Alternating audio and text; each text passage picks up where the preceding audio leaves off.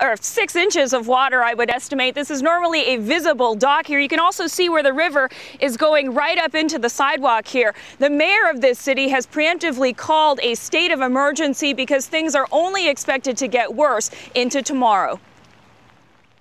Sofas on dining tables, canoes dusted off, and pumps at the ready. Residents along the Yonkagani River consider themselves flood veterans, but are preparing for the worst. But they are not the only ones. People from West Virginia all the way up to New Jersey are preparing for the onslaught of rain and melting snow that is expected to flood many communities. Right now, I think everybody's just wishful thinking, hoping it don't come, but they better get their stuff. Pennsylvania is predicted to get hit the hardest.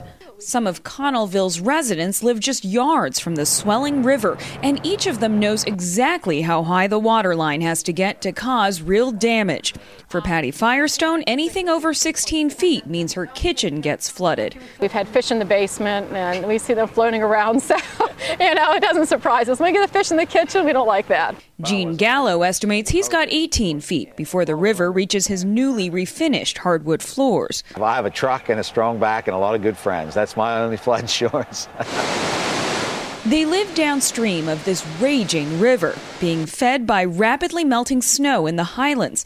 This is one of 16 reservoir lakes the Army Corps of Engineers hopes will lessen the impact of the flooding in communities. You're not going to be able to prevent it completely, but we can reduce the level of it, and that's what we do. He estimates after a week of melting, the snow is still packing the equivalent of 5 inches of rainfall.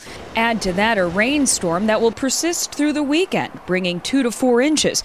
And residents here have a reason to feel, well, drained. It's been a long winter. I mean, you just never get done shoveling the snow. You shovel it and you got to go do it again. From snow shoveling to flooding. Yeah, it's a lot. It's a lot. We're really looking forward to this summer.